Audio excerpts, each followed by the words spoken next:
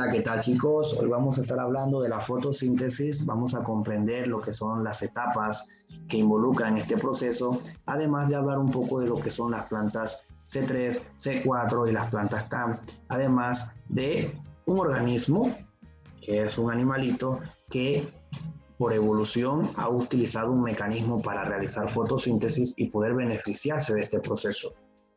Bien, fases de la fotosíntesis. Son dos, fase luminosa, fase oscura, que ya ustedes conocen y la hemos mencionado anteriormente. La fase luminosa ocurre en la membrana del estilacoide, mientras que la fase oscura ocurre en la membrana del estroma. Necesita la luz, la fase lumínica, por su nombre lo dice. La fase oscura, ¿ok?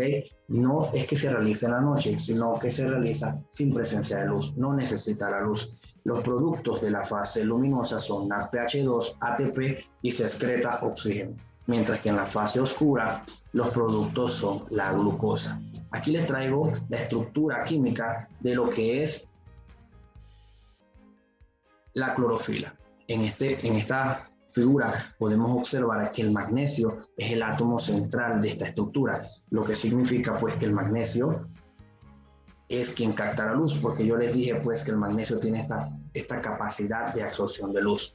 Bien, la luz que más absorbe la clorofila es la luz roja y la luz azul, mientras que se repela la que es la luz verde. También podríamos decir que la luz violeta también entra dentro del rango de las más absorbidas por lo que es la fotosíntesis. La fase luminosa y la fase oscura son fases que se necesitan o son fases pues que trabajan en mancomunado.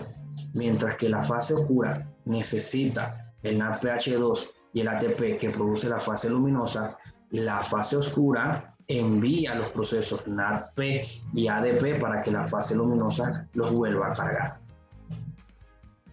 En la fase luminosa podemos encontrar 4 etapas: fotoexcitación, fotorreducción, fotólisis del agua, fosforilación. Cada una de ellas muy importantes para que se realice la fase lumínica.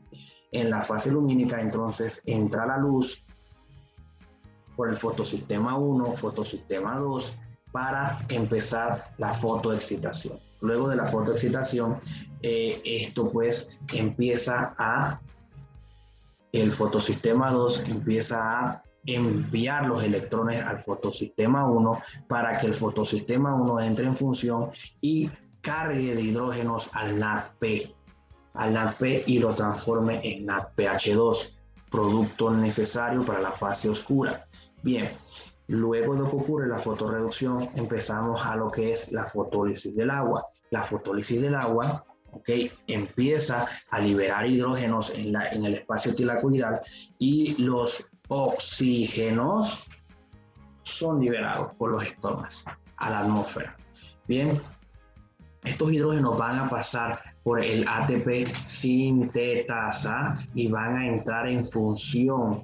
¿Para qué? Para que exista la fosforilación, en donde un fósforo se va a adherir a la molécula de ADP para transformar ATP, otro producto muy necesario para la fase oscura.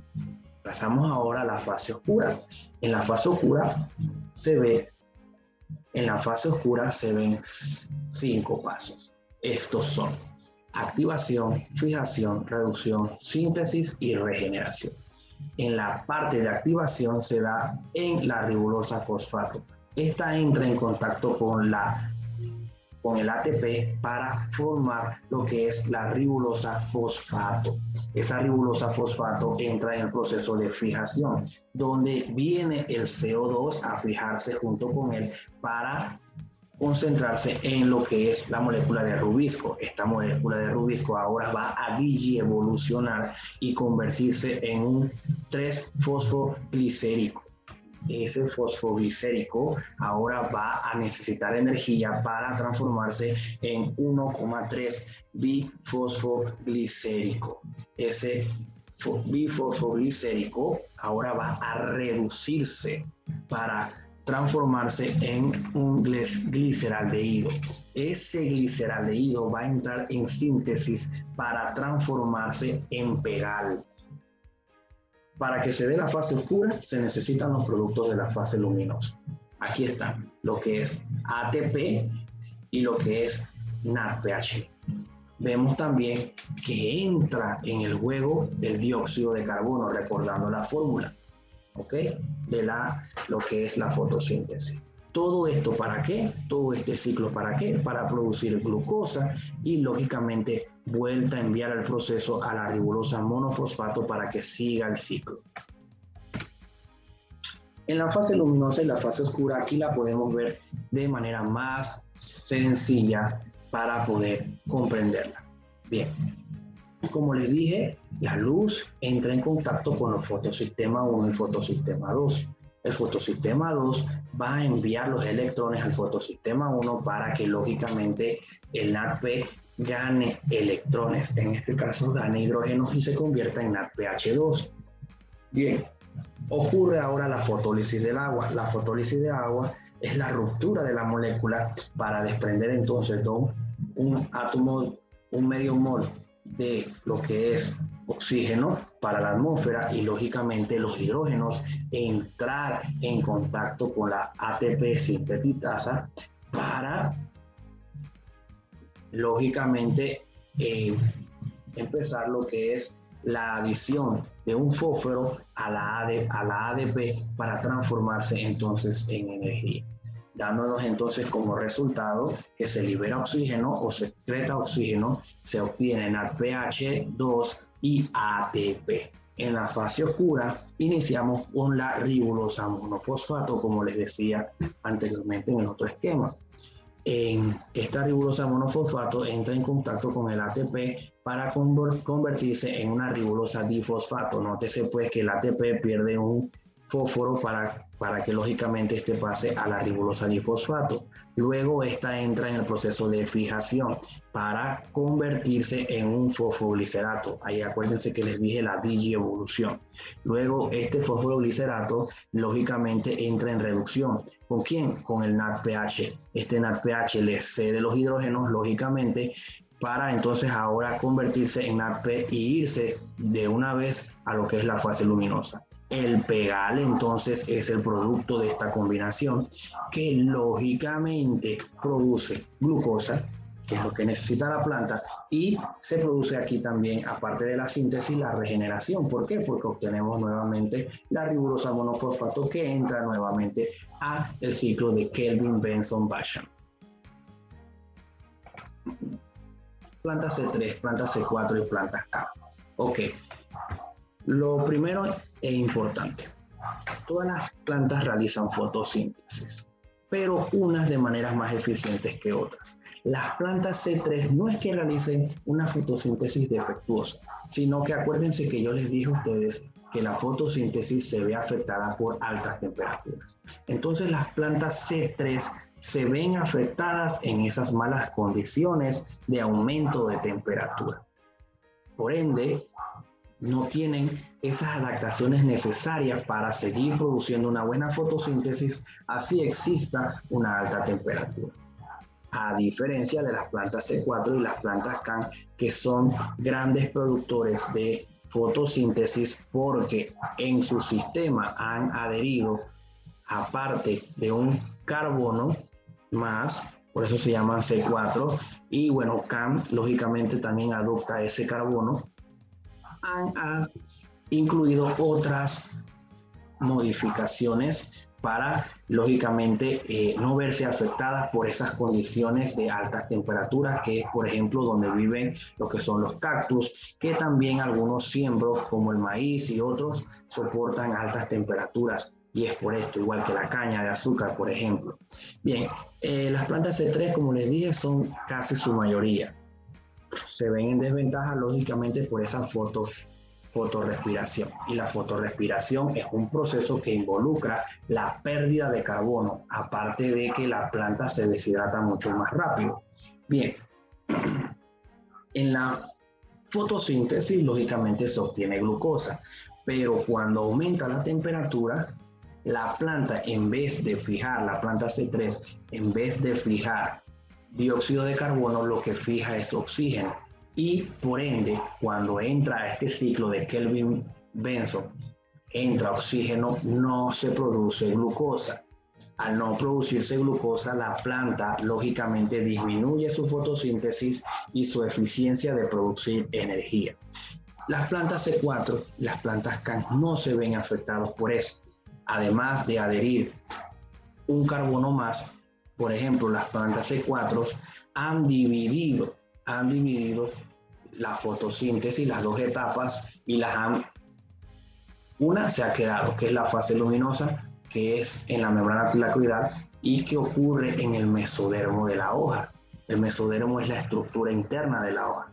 Mientras que lo que es la fase oscura, el ciclo de Kelvin-Benson, se va un poquito más adentro, en la nervadura de las hojas, para lógicamente ser más efectivo.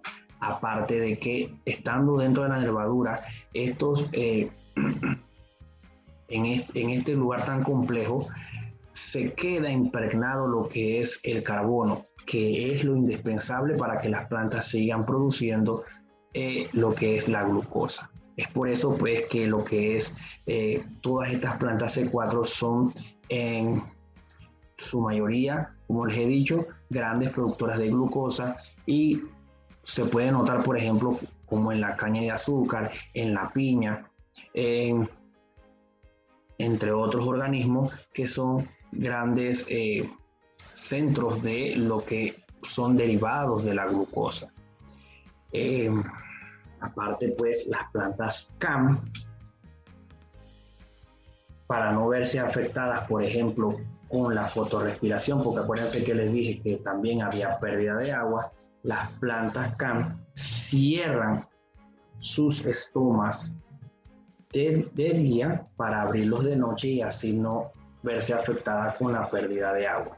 Pero entre plantas C4, plantas CAM, ambas son grandes productoras, como les dije, de fotosíntesis de glucosa, lógicamente, porque eso es el proceso final. Lo que se obtiene de la fotosíntesis es la glucosa. Entonces estas plantas pues se ven con estos dos grandes mecanismos para evitar lo que es la fotorrespiración. Entonces las plantas C3 pues, si no están en un ambiente determinado, un ambiente agradable, lógicamente esa tasa disminuye. Y bueno, hoy en día se están haciendo grandes avances tecnológicos para lo que es la obtención de esa genética, de cómo las plantas C4 y las plantas CAM han desarrollado estos mecanismos para lógicamente insertarlos en las plantas C3 y mejorar estas plantas. Mejorar estas plantas, puesto que estas plantas en condiciones desfavorables lógicamente perecen, lo que significa que algunas especies que no estén adaptadas ahora a este nuevo cambio climático que estamos viviendo se van a extinguir. Es por eso pues donde entra la genética y la ciencia a poder buscar paliar esta situación y lograr entonces revertir la extinción de algunas especies. Como último, les traigo este animalito muy curioso, que es un gasterópodo. Se denomina comúnmente como la babosa de mar verde esmeralda. Esta es un animalito que ha desarrollado una forma particular de alimentación donde consume algas y en vez de digerir todo completamente deja los cloroplastos. Estos cloroplastos los adhiere a su interior y lógicamente son capaces de cederle a este organismo nutrientes para que él pueda seguir subsistiendo, ¿ok? Ahora, no significa que este animalito va a dejar de comer, lógicamente necesita seguir ingiriendo comida, pero esto es un gran avance evolutivo porque le permite, por ejemplo, si hay escasez, lograr obtener su energía del sol.